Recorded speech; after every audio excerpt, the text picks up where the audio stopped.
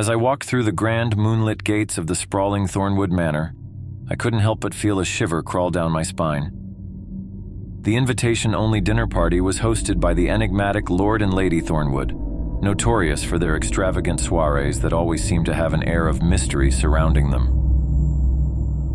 It was a chilly autumn night, and the mist that clung to the ancient trees and rose from the cobblestone path gave the estate an eerie, otherworldly atmosphere. My name is Detective Samuel Hartley, and I had been called to investigate a series of murders that had occurred at these very parties over the past few years. Each victim had been a guest, and the method of death was always supernatural in nature, defying all logic and explanation. The police had been unable to make any headway, and it was only at the insistence of the victims' families that I had been brought in. As I approached the mansion's imposing entrance, I couldn't help but notice the unnaturally pale faces of the servants who greeted me. They wore formal attire, but their eyes held a haunting emptiness. It was as though they had seen things they could never forget, things that defied explanation. Inside, the grand hall was adorned with flickering candlelight, casting long, wavering shadows on the walls. The guests, dressed in their finest attire, mingled in small groups, their hushed conversations filled with unease. I knew that they were all aware of the gruesome history of these gatherings. The atmosphere grew tense as the night wore on, and it became clear that each guest was on edge. I knew that the murders had occurred during previous dinners, and it was only a matter of time before the supernatural forces that haunted this place would strike again. Just as dessert was being served, a blood-curdling scream pierced the air. The chandeliers overhead flickered and dimmed, casting the room into darkness. Panic erupted, and I felt a sudden gust of wind sweep through the hall, extinguishing the candles. The darkness was suffocating, and I could hear the terrified cries of the guests. I fumbled for my flashlight and turned it on, casting a feeble beam of light across the room. What I saw froze my blood. A guest, a woman, was levitating above the table, her eyes wide with terror as an invisible force seemed to strangle the life out of her. The guests screamed, their voices filled with terror, but they were helpless to intervene. With a deafening crash, the lights flickered back on, and the woman fell lifeless onto the table, her body contorted in an unnatural pose. I rushed to her side, but it was too late. She was dead, just like the others before her. As the guests trembled in shock and fear, Lord Thornwood stood at the head of the table, a twisted smile on his face.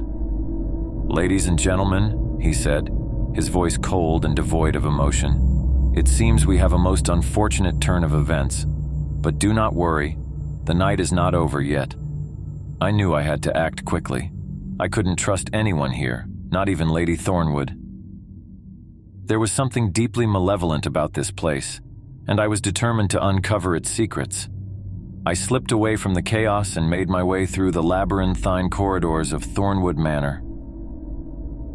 My investigation led me to a hidden library, its shelves lined with ancient tomes and dusty manuscripts. Among them, I found a diary that once belonged to Lady Thornwood herself. It contained cryptic entries, alluding to dark rituals and a pact made with supernatural entities. I couldn't make sense of it all, but I knew it was the key to unraveling the mystery. I sat down in an old leather armchair, the musty smell of ancient books filling my nostrils. The diary's pages were brittle and yellowed with age, and I carefully turned them, my eyes scanning the elegant handwriting of Lady Thornwood. She wrote about her fascination with the occult, her desire for power beyond human comprehension, and her belief in the existence of other worldly beings. As I delved deeper into the diary's secrets, I stumbled upon a hidden passage that led to an underground chamber. There I found a circle of candles, a pentagram etched on the floor, and a disturbing altar covered in dried blood.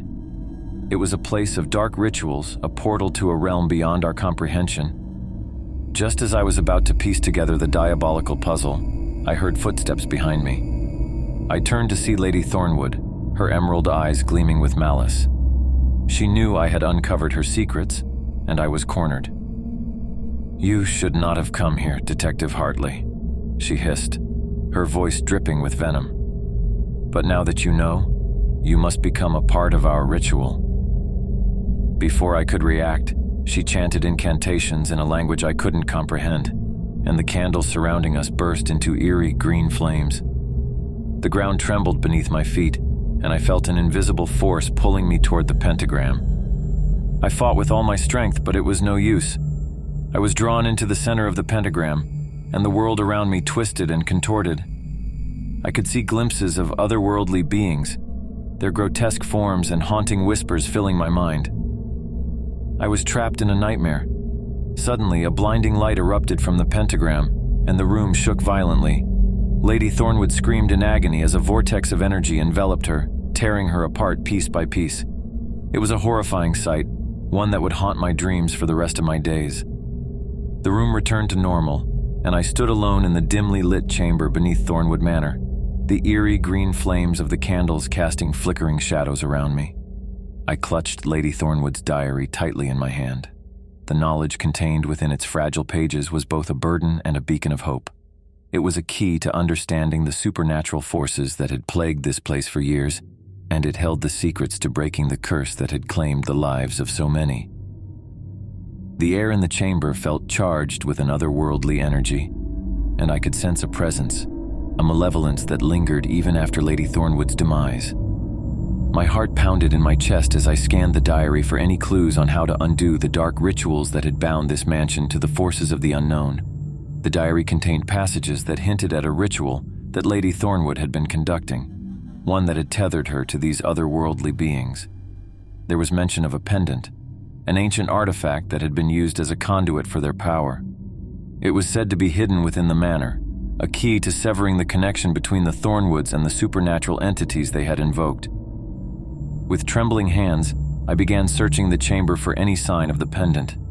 The room was filled with arcane symbols, and the altar at the center bore strange markings etched into its surface. As I touched the surface of the altar, a vision flashed before my eyes, revealing the gruesome history of the Thornwoods' dealings with the otherworldly. I saw Lord and Lady Thornwood performing dark rituals, their faces twisted in ecstasy as they harnessed the power of the supernatural beings. I saw the spirits of the victims they had sacrificed, trapped and tormented in a realm between life and death. The curse that bound them to Thornwood Manor was fueled by the suffering of these souls.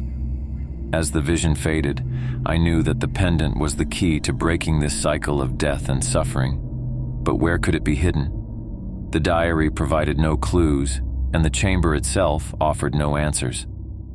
With a heavy heart, I left the underground chamber and ventured back into the labyrinthine corridors of the mansion. The chaos that had ensued after Lady Thornwood's demise had subsided, and the guests had retreated to their rooms, leaving the grand hall deserted.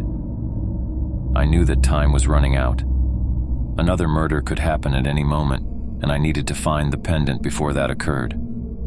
I decided to start my search in the Thornwoods' private quarters, hoping that they had kept it close.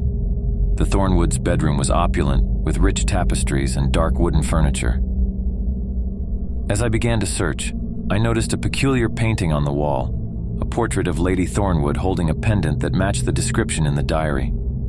The pendant was adorned with a large blood-red gemstone, and it seemed to exude an otherworldly aura. I carefully removed the painting from the wall and found a hidden compartment behind it. Inside, nestled in a velvet-lined box, was the pendant. It pulsed with an eerie crimson glow, and I could feel its malevolent power. With the pendant in hand, I returned to the underground chamber, hoping that it held the key to breaking the curse. I placed it on the altar, and the room seemed to come alive with a sinister energy. The candles flickered wildly, and the symbols on the floor began to glow. I knew I had to act quickly. Consulting the diary once more, I recited the incantation written within its pages, calling upon the supernatural beings that Lady Thornwood had invoked. I could feel their presence, their anger and despair, as if they were resisting my efforts. With every word of the incantation, the pendant's glow grew dimmer, and the room shook with an otherworldly force. The spirits of the victims wailed and shrieked, their torment intensifying.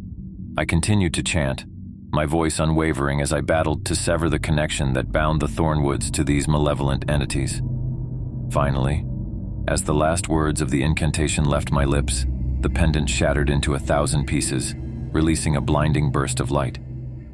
The room convulsed, and the spirits of the victims were pulled into the vortex, their agonized cries echoing in the chamber. As the last vestiges of the curse were torn asunder, the room fell silent, and the green flames of the candles extinguished. I was left standing alone in the darkness, the weight of the curse finally lifted from Thornwood Manor. Emerging from the underground chamber, I made my way back to the grand hall, where the remaining guests had gathered in confusion. The atmosphere was heavy with a sense of foreboding, but I knew that the nightmare was over. Word spread quickly of what had transpired, and the legend of Thornwood Manor took on a new chapter. The curse had been broken, and the supernatural forces that had terrorized the mansion were banished. The authorities arrived to investigate, and Thornwood Manor was sealed off as a crime scene once more. Lord Thornwood, who had been conspicuously absent during the events that had unfolded, was never found. It was as if he had vanished into thin air. As for me, I had unraveled the supernatural murder mystery that had plagued Thornwood Manor for years, but I had paid a heavy price. The memories of that night would forever haunt me, and the darkness I had encountered would remain etched in my soul. In the end, I knew that some secrets were best left buried, and that the forces of the unknown were not to be trifled with. Thornwood Manor had been a place of malevolent power and ancient curses, a place where the line between the living and the dead had blurred. It was a place I would never forget, a place that would forever serve as a chilling reminder of the horrors that lurked in the shadows of the world.